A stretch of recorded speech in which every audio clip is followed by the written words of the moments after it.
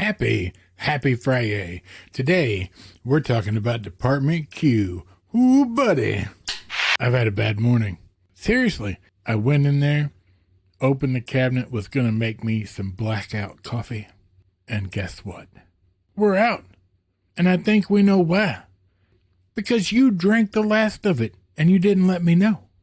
So, Mr. Producer, when's our next order coming in? I think that'll last a couple of days.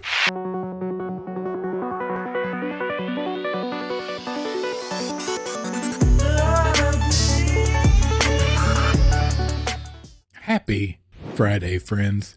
I hope your week has gone great. I hope all your dreams have came true. Last week, one of my dreams came true, and you saw that on Wednesday, so that I can check that off the bucket list. I'm having a great week, other than some medical issues, but every week there's some medical issues, so it seems.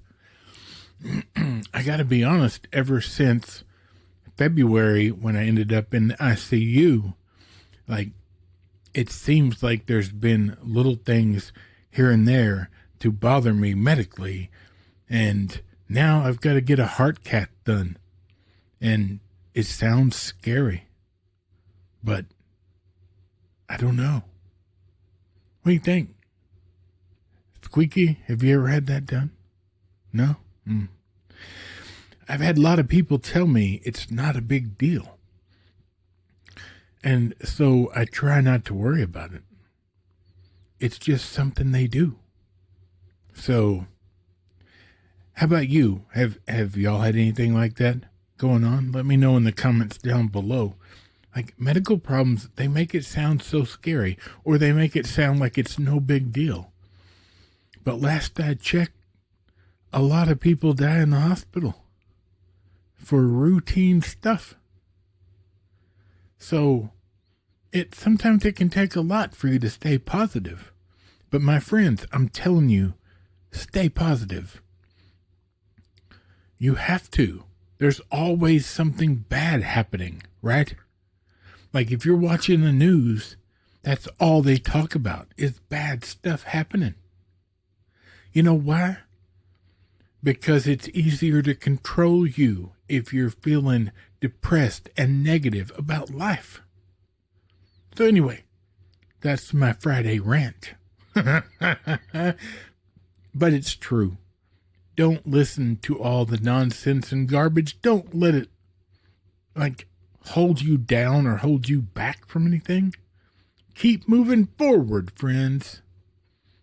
And that's what we're going to do right now. We're going to talk about a whole TV show, whole season. But it'll be quick. I'm not going into great detail.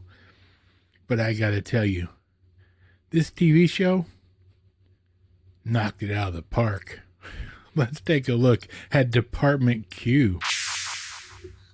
Department Q, TV series, started this year. TV mature. Yes, friends, this is a mature show. This is not for kids. Doesn't pretend to be for kids. Just be forewarned. This is an adult show dealing with adult themes and scary stuff. Each episode is an hour long. It's got a relatively high rating. I haven't checked over at Criticless. I need to set Criticless up on my computer because I use Criticless all the time. And if you're not using Criticless, it's in the description down below. They have a fairer version of rating shows and movies, etc. Either way, created by Scott Frank and Chandni Lakhani, maybe, starring Matthew Good, Chloe Perry, Alexei Manvilov, maybe. Look, this is on Netflix. This is based on, I believe, don't get it twisted, I could be wrong, I believe the book series is Dutch, Netherlands, something, Swedish, I don't know, it's foreign. This, however, is in English. This is about a detective, and hold on, I'm going to take you out of this. Look. I'm not going to read you the synopsis. I will give you a synopsis because I don't. If you want to watch this, I don't want it to be spoiled. And there's something that happens at the beginning that the synopsis on Internet Movie Database, for whatever reason, kind of spoils. So this is about a cop in a foreign country, but he's not from that country. He's British, if I remember correctly, and this takes place in Ireland, maybe? Or Scotland? It's one of the two. It's one of the two. So anyway, he's a foreigner, but he's a good cop, and something really bad happens to him. Now, he already has a bad reputation. And just a quick note, from our friends over at Blackout Coffee Company, make sure you head over and give them a try. Links in the description. And you may ask, why does he have a bad reputation? Very simple. He hates people. So it turns out he's a brilliant cop, a brilliant detective for homicide. But he dislikes people a lot. And it causes him to treat everyone around him like crap. I will tell you right now, this immensely reminded me, in one certain way, with the main character, of House. The show about the doctor. Hugh Laurie played the doctor who hated people, had a pill problem, but he was a genius at his job. This guy doesn't have a pill problem, but he's a genius at his job, and he hates people. And he's really smart-alecky and rude to people. But anyway, something bad happens to him, and he has to take leave for 3 months, I think it is. And then when he comes back to work, nobody's willing to work with him anymore for a specific reason. So they make a new department and put him in charge of it, called Department Q.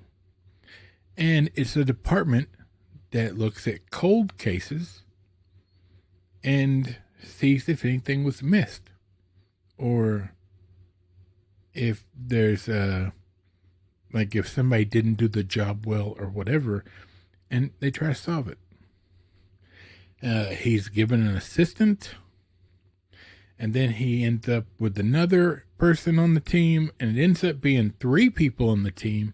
Now, I know that the books that this show is based on are very, very popular, and there's 10 of them. I do not, in any way, shape, or form, believe this show will go 10 seasons. The first season is based on the first book. But Netflix is real bad about something, and I'm afraid it's going to happen here too. There's not a whole lot of messaging in this, but there's a tiny bit. After binge watching this show all in one evening, I then found out, thanks to Nerdy Wife and one of her friends, that there are Swedish, I believe they are, Swedish or Danish or something, movies about some of these books that were made 10 or so years ago. And I watched one. I watched the first one based on the book. Now, this was a movie, 2 hours long or whatever it was, and a lot happens in this TV show. But I did feel like they probably could have taken a little bit out overall and taken an episode off, and just lowered it by one episode. But there's a lot happening. And it was interesting to see what they changed from the story and from the book to make that older movie. And I really liked the movie. And then Nerdy Wife bought me the first book. And no, I haven't had time to read it yet. But she got me the audiobook. And I did listen to the first couple of chapters.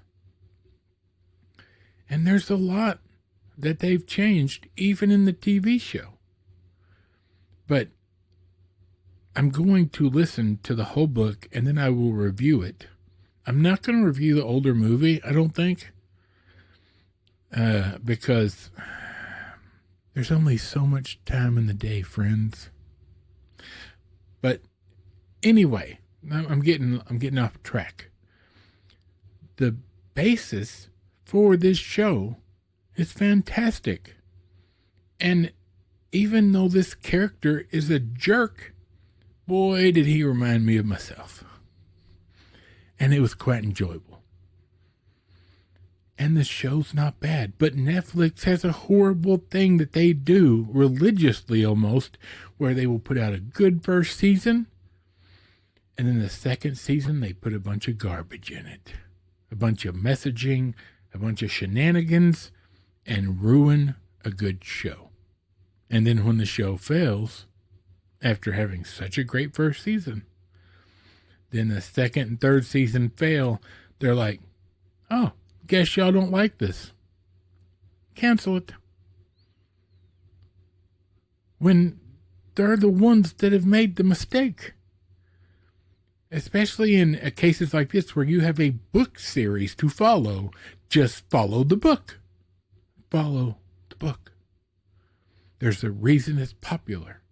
Change what you need to change. But don't do it improperly. Don't add your own crap to it. Nobody cares about your crap, Netflix. They love these books. So we'll see. I'm going to hold judgment until season 2 comes out in 4 years or however long they take. I remember back in the day, I'm old enough to remember when TV shows came out every year. A season would come out every year. Like for 6 months, they would show one a week or whatever, and then you'd have a 4-month hiatus, and then the show was back the next season, another, 6 months every week. Now, 8 or 9 episodes, and it takes them 3 years to make the next season. What are you doing? And then you can't understand why nobody cares anymore. Well, they've forgotten it. You've given them no reason to stick around, or you've altered it to the point it's horrible. Either way, the first season was delightful. It deals with some very adult themes. It's quite graphic in certain places. There's a minor amount of nudity, if I remember correctly. There is blood, guts, all sorts of stuff. It's pretty graphic. But it is a wonderful show. And the main guy is quite fantastic. And his assistant is fantastic as well. The third person, we'll have to wait and see. We'll wait and see how that turns out. Reserving judgment. All right. Hey, this went long, and this is a Friday. I gotta go. I'm starting the weekend right about now. For Michael, the microphone, Bob, squeaky chair in the back, and this big fat nerd, we'll see you on Monday.